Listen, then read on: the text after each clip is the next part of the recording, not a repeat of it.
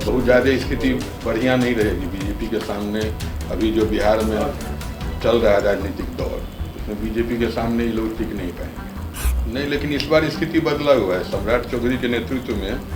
जहाँ तक मेरा अनुभव है, मेरा अपना मानना है, जो 2025 में बीजेपी अपने बलबूते पर सरकार बनेगी। भारत जोड़ो यात्रा से ठीक है, उनका वोट का परसेंटेज मेरे समझ से दक्षिण भारत में कुछ फ़ायदा होगा, लेकिन इधर जो है बिहार हुआ, यूपी हुआ, राजस्थान हुआ, या जो हिंदी भाषी क्षेत्र है उसमें बहुत कमाल नहीं कर। देखिए, बिहार में लोकसभा चुनाव का आगाज हो चुका है। कई ऐसे नेता हैं जो बीजेपी का दामन थाम रहे हैं। उसी कड़ी में दरभंगा के विपिन तिवारी, जी हां, कांग्रेस में 4 दशक से अधिक इनकी राजनीति रही है। एक लंबा इनका राजनीतिक अनुभव रहा है और इन्होंने आज बीजेपी की सदस्यता ली है, वो भी प्रदेश अध्यक्ष सम्राट चौधरी के मौजूदगी में। देखिए, बीजेपी ज्वाइन करने को लेकर आखिरकार क्या कारण हुआ कि जो व्यक्ति 4 दशक से कांग्रेस में रहा वो बीजेपी का दामन थामता है। इस कड़ी पर हमने बातचीत किया है। क्या कुछ कह रहे हैं विपिन तिवारी, सुनिए आप। विपिन जी, बड़ा कदम जो है उठाया है। 40 साल तक कांग्रेस के साथ जो रिश्ता रहा है, अब बीजेपी की ओर बढ़ रहे हैं, तो क्या आप चाहते हैं कि पार्टी से आपको मिले? पार्टी से कुछ मिले ऐसा ख्वाहिश नहीं है, क्योंकि हम लोग संगठन से जुड़े हुए आदमी हैं, काम करने वाले आदमी हैं। इसलिए चाहते हैं जो पार्टी के जिस लायक हम हों, उस लायक पार्टी से काम मिले तो उसको तन्मयता से हम पूरा करें।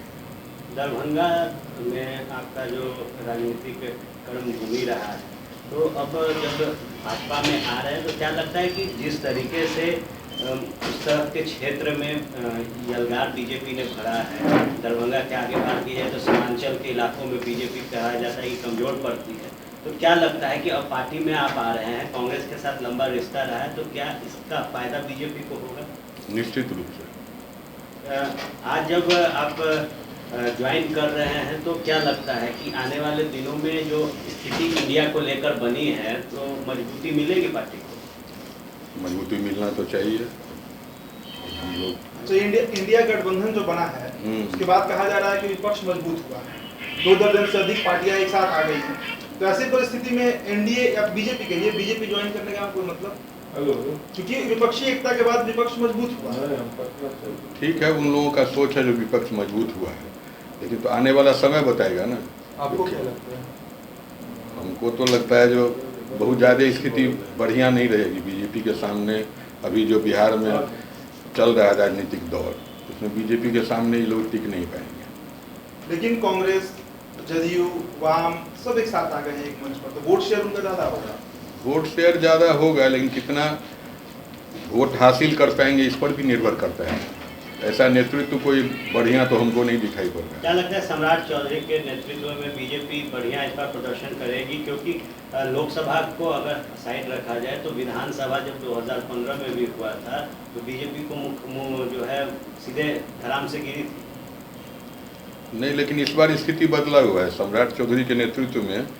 जहाँ तक मेरा अनुभव है, मेरा अपना मानना है, जो 2025 में बीजेपी अपने बलबूते पर सरकार बनेगी। 24 लोकसभा को लेकर जो संशय है सर कि इंडिया ज़्यादा बड़ा स्कोर करेगा यहाँ, जो गठबंधन बना है INDA बिहार में 40 सीटों पर।